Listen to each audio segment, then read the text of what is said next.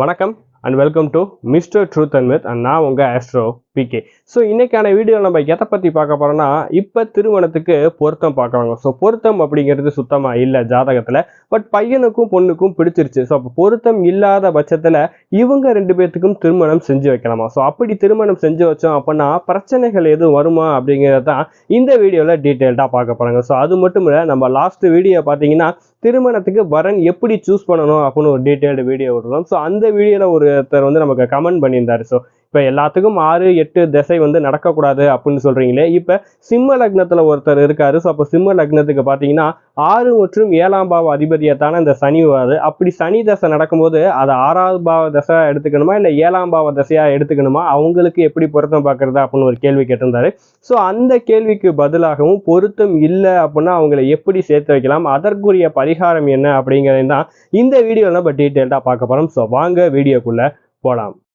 First இந்த 10 பொருத்தம் பார்க்கறது அப்படிங்கிறது ரொம்பவே தவறான விஷயங்க. இந்த காலத்துல 10 பொருத்தம் அப்படிங்கிறது எல்லாரும் பார்க்கும். இந்த 10 பொருத்தத்துல பொருத்தம் நல்லா இருக்கு அப்படின்னா உடனே நம்ம திருமணம் செஞ்சு வச்சுறாங்க. ஸோ இந்த 10 பொருத்தம் எப்போ பார்க்கறது அப்படின்னு பார்த்தீங்கன்னா நட்சத்திரங்களின் அடிப்படையில் மட்டும்தாங்க வந்து பார்க்கணும். ஸோ முன்ன காலத்துலலாம் பார்த்தீங்கன்னா வந்து காளமாடு அடக்குனா பொண்ணு, இல்லைன்னா இளவட்ட கல்லை தூக்குனா பொண்ணு அப்படின்னு தான். ஏன்னா அப்போ ஒரே சமூகத்தில் இருந்தோம். ஸோ சமூகம் விட்டு வெளியே போய் நம்ம வந்து வரன்கள் தேட ஆரம்பிக்கிற காலத்துல தான் இந்த 10 பொருத்தம் அப்படிங்கிறது வந்துச்சு. அதான் அவங்க குடும்பத்தை பற்றி நமக்கு தெரியாது, சொந்த பந்தம் கிடையாது, எல்லாமே வெளியாட்கள் அப்படிங்கிற பட்சத்தில் இதை வந்து ஒரு பேசிக்கான ஒரு விஷயமா கண்டுபிடிச்சாங்களே தவிர இது வந்து முக்கியமே கிடையாதுங்க. ஸோ அதை பற்றி டீட்டெயில்டு வீடியோ உங்களுக்கு விட்டுருக்கேன், அதை நீங்கள் பார்த்துக்கோங்க. ஸோ அந்த மாதிரி 10 பொருத்தத்தை விட்டுட்டு ஜாதகத்தை தான் மெயினாக வச்சு நம்ம பொருத்தம் பார்க்கணுங்க. 6ஆம் அதிபதி எப்படி இருக்காங்க, 7ஆம் அதிபதி எப்படி இருக்காங்க, 6-8ஆம் அதிபதி தசை நடக்காமல் இருக்குதா அப்படிங்கிற மாதிரி டீட்டெயில்டு வீடியோ வந்து விட்டுருக்கோம். ஸோ அதோட லிங்க்கையும் உங்களுக்கு நான் மேலே கொடுக்குறேன், நீங்கள் அதை செக் பண்ணிக்கோங்க. ஸோ இந்த மாதிரி எல்லாம் பார்த்து தான் நம்ம ஒருத்தருக்கு திருமணம் அப்படிங்கிறத செஞ்சு வைக்கணுங்க. ஸோ இப்போ இந்த மாதிரி வந்து நம்ம ஜாதகம் பார்க்குறோம். பட் ஜாதகத்தில் பார்த்தீங்கன்னா பொருத்தம் அப்படிங்கிறது சுத்தமாக இல்லை, ப்ராப்ளம் அப்படிங்கிறது இருக்குது அப்படின்னு நம்ம வந்து தெரிஞ்சுக்கிட்டோம்.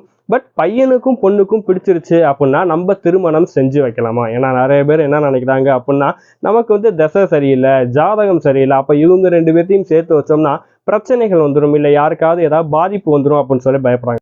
ஸோ பயப்படுறது வந்து தவறு கிடையாது. பட் எல்லாருக்குமே பிரச்சனை அப்படிங்கிறத கொடுக்காதுங்க. அதாவது ரெண்டு பேர்த்துக்கும் மனசு ஒத்து வரல அப்படின்னா மட்டும்தான் ஜாதக ரீதியாக பொருத்தம் பார்க்கணும். ஏன்னா இப்போ வந்து செவ்வாய் தோஷமாக இருக்கட்டும், நாகதோஷமாக இருக்கட்டும், ரெண்டு பேர்த்துக்கு நடுவில் பல பாதிப்புகளை கொடுக்கும் அப்படிங்கிறதுக்காக தான் இதெல்லாம் பார்த்து நம்ம திருமணம் செஞ்சு வைக்கிறோம். பட் இதையும் தாண்டி ரெண்டு பேர்த்துக்கும் மனசு பிடிச்சிருச்சு அப்படின்னா, மனப்பொருத்தம் இருந்தால் திருமண பொருத்தமே தேவையில்லை அப்படிங்கிறதையுமே வந்து சொல்லுவாங்க. ஏன்னா ரெண்டு பேர்த்துக்கு மனசு வந்து ஒத்து போயிடுச்சு, என்ன பிரச்சனை வந்தாலும் அவங்க ரெண்டு பேரும் பார்த்துக்குவாங்க அப்படின்னா தாராளமாக அவங்களுக்கு திருமணம் அப்படிங்கிறது செஞ்சு வச்சலாம். ரெண்டு பேர்த்துக்கும் பிடிச்சிருந்தா மட்டும்தாங்க. ஸோ அப்படியும் திருமணம் செஞ்சு வைக்கும் போது சின்ன சின்ன விஷயங்களை கொஞ்சம் அதிக அளவுக்கு கவனம் செலுத்திக்கிட்டோம்னா நல்லது.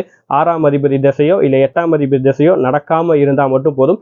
அப்படி இல்லை அப்படின்னா 6ஆம் அதிபதி 8ஆம் அதிபதியை வந்து குரு பார்த்துட்டாரு அப்படின்னா தாராளமாக திருமணம் செஞ்சு வைக்கிறாங்க. பெரிய அளவுக்கு பாதிப்பு அப்படிங்கிறது இருக்காதுங்க. ஸோ இந்த அளவுக்கும் இல்லை, பட் இவங்க ரெண்டு பேர்த்துக்கும் கண்டிப்பாக திருமணம் அப்படிங்கிறது செஞ்சு வைக்கணும் அப்படின்னா என்ன செய்யலாம் அப்படின்னு பார்த்தீங்கன்னா, நம்ம குலதெய்வத்துக்கிட்ட பூ போட்டு கேட்கலாங்க. அது வந்து ஒரு நல்ல முடிவாக வந்து நம்ம கொடுக்கும். ஏன்னா தெய்வத்தை தாண்டி எதுவுமே கிடையாது. ஸோ அப்படியே உத்தரவு கொடுத்துருச்சு அப்படிங்கிற பட்சத்தில் நம்ம அறுபடை வீடுகளில் 2 படை வீடுகளில் பார்த்தீங்கன்னா நம்ம திருமணம் செஞ்சு வச்சோம் அப்படின்னா தோஷங்கள் இருந்தாலும் சரி, இல்லை வந்து ஜாதகத்தில் பொருத்தம் இல்லைனாலும் சரி, அந்த தோஷங்கள் எல்லாமே அடிபட்டு போயிருங்க. என்ன ப்ரோ சொல்கிறீங்க, இப்படி எல்லாமா இருக்குது அப்படின்னா, ஆமாம் ப்ரோ. ஸோ இப்போ அறுபடை வீடு இருக்குது அப்படின்னு எல்லாத்துக்குமே தெரியும். ஆனால் அந்த அறுபடை வீடுகளில் திருப்பரங்குன்றத்திலையும் திருத்தணிலையும் திருமணம் செஞ்சு வச்சோம் அப்படின்னா நம்ம ஜாதகத்தில் பிரச்சனைகள் இருந்தாலுமே அந்த தோஷங்கள் அடிபட்டு போயிருங்க. ஏன்னா திருப்பரங்குன்றத்துல தான் முருகன் பார்த்தீங்கன்னா தெய்வானைய திருமணம் செஞ்ச இடங்க. ஸோ அப்படி முருகன் வந்து திருமணம் செஞ்ச இடம், அந்த தெய்வீக தன்மை அந்த இடத்துல இருக்கும் அப்படிங்கிறனாலையும் திருத்தணியில பார்த்தீங்கன்னா வள்ளியை வந்து காதல் செஞ்சு மனம் கொண்ட இடம் வந்து திருத்தணிங்க. ஸோ அப்போ இந்த 2 கோயில்களையும் நீங்கள் திருமணம் செஞ்சு வச்சீங்க அப்படின்னா, அதாவது 2 பேர்த்துக்கும் பிடிச்சிருச்சு, ஜாதகத்தில் சின்ன சின்ன குறைகள் இருக்குது அப்படிங்கிற பட்சத்தில் இந்த 2 கோயில்களை நீங்கள் போய் திருமணம் செஞ்சு வச்சீங்க அப்படின்னா ரொம்பவே நல்லபடியான ஒரு யோகமான வாழ்க்கையை ஏற்படுத்தி கொடுக்கும். நீங்கள் பயப்பட தேவையில்லை. இது கடவுளோட அனுகிரகத்தினால வந்து நம்ம செய்கிறதாங்க. ஸோ உங்கள் குலதெய்வத்துக்கு மட்டும் ஒரு வார்த்தையை வந்து கேட்டுக்கிட்டு அதுக்கு உத்தரவு கொடுத்துட்டாங்க அப்படின்னா தாராளமாக நீங்கள் இந்த வழிகளில் செஞ்சீங்க அப்படின்னா கட்டாயம் அந்த திருமண வாழ்க்கையில் பிரச்சனைகள் அப்படிங்கிறது இருக்காது. ஸோ இந்த மாதிரி செஞ்சு நிறைய பேர் நல்லாவும் இருக்காங்க அப்படிங்கிறத வந்து சொல்லலாம். ஸோ இப்போ நம்மளோட லாஸ்ட் வீடியோவில் பார்த்தீங்கன்னா நம்ம நண்பர் ஒருத்தர் வந்து கீழே கமெண்ட் பண்ணியிருந்தாரு. இப்போ வந்து சிம்ம லக்னத்தை எடுத்துக்கோங்க. ஸோ சிம்ம லக்னத்துக்கு 6ஆம் பாவம் மற்றும் 7ஆம் பாவ அதிபதியா இந்த சனி வந்து வருவார். ஸோ அப்போ 6ஆம் பாவத்தை எடுத்துக்கணுமா இல்லை 7ஆம் பாவத்தை எடுத்துக்கணுமா அப்படின்னு வந்து கேட்டிருந்தார். ஏன்னா நான் வந்து பொருத்தம் பார்க்கும்போது சொல்லியிருந்தேன் 6ஆம் பாவமோ 8ஆம் பாவமோ திசையா வந்து நடக்கக்கூடாது அப்படின்னு. ஸோ இந்த சனிக்கு மட்டும் கிடையாதுங்க, எல்லா கிரகங்களுக்குமே பார்த்தீங்கன்னா, அதாவது வந்து சூரியன், சந்திரன், ராகு, கேதுவை தவிர மிச்சம் இருக்கக்கூடிய 5 கிரகங்களுக்குமே 2 ஆதிபத்தியம் வரதாங்க வந்து செய்யும். ஸோ இப்போ வந்து மிதுன லக்னத்தை எடுத்துக்கங்களேன். ஸோ மிதுன லக்னத்துக்கு பார்த்தீங்கன்னா இந்த சுக்கிரன் பார்த்தீங்கன்னா 5ஆம் அதிபதியாகவும் வருவார், அதே மாதிரி 12ஆம் பாவ அதிபதியாகவும் அவர் வருவார். ஸோ 12ஆம் பாவ அதிபதியோட தசையுமே நடக்கக்கூடாது அப்படின்னு தான் நம்ம வந்து சொல்லியிருக்கோம். எல்லா கிரகங்களுக்குமே 2 ஆதிபத்தியம் வரதாங்க செய்யும். இதுல முக்கியமான விஷயம் என்ன அப்படின்னு பார்த்தீங்கன்னா, இந்த கடக லக்னத்துக்கும் சிம்ம லக்னத்துக்கு பார்த்தீங்கன்னா சனி தசை வராமல் இருக்கிறதாங்க வந்து நல்லது. ஏன்னா அவரு 6ஆம் பாவ ஆதிபத்தியம் எடுத்துட்டு வந்தாலும் பிரச்சனையை தான் கொடுப்பாரு, 7ஆம் பாவத்தோட ஆதிபத்தியம் எடுத்துட்டு வந்தாலும் பிரச்சனையை தாங்க ஏற்படுத்தி கொடுப்பாரு.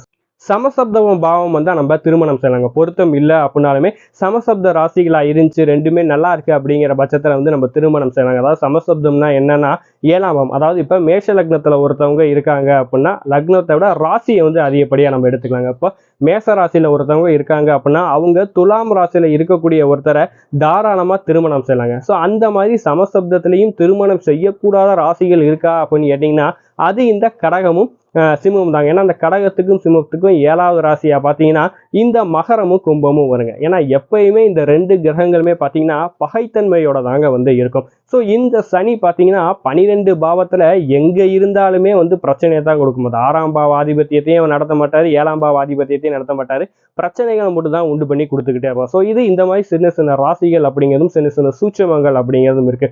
அதையும் தாண்டி இப்போ சனியோட தசை வந்து நடந்துகிட்டு இருக்கு, ஆனால் எனக்கு அந்த பொண்ணை பிடிச்சிருக்கு, நம்ம திருமணம் செய்யணும் அப்படின்னா நான் சொன்ன மாதிரி வந்து நீங்க திருமணம் செய்யலாம். அதை தாண்டி ஜாதகத்துல இன்னும் டீட்டெயில்டா பார்த்தோம்னா அந்த சனீஸ்வரன் எந்த பாவங்கள்ல போய் உட்காந்துருக்காரு அப்படின்னு வந்து பார்க்கணுங்க. குரு அப்படிங்கிறவர் கட்டாயம் வந்து பார்த்துருக்கணுங்க. ஸோ இந்த மாதிரி சின்ன சின்ன சூட்சமங்கள் அப்படிங்கிறதுக்கு இதெல்லாம் பார்த்துட்டு தான் வந்து இந்த கடகத்துக்கும் சிம்மத்துக்கும் சனி தசை நடந்துருந்துச்சு அப்படின்னா அந்த சனி கெட்டு போகாம நல்லா இருக்காரா அப்படிங்கிறத வந்து பார்த்துட்டு தாங்க அந்த ஜாதகத்தை நம்ம சேர்த்து வைக்கணும். இல்லை அப்படின்னா அவங்கள சேர்த்து வைக்கணும் அப்படிங்கிற பட்சத்தில் கட்டாயம் பிரச்சனைகள் அப்படிங்கிறத உண்டு பண்ணி கொடுக்கத்தாங்க செய்யும்.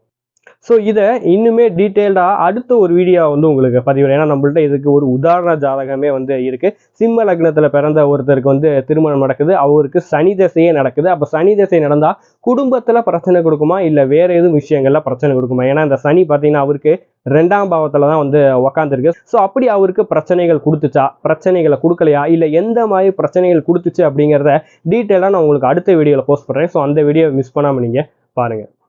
நன்றி.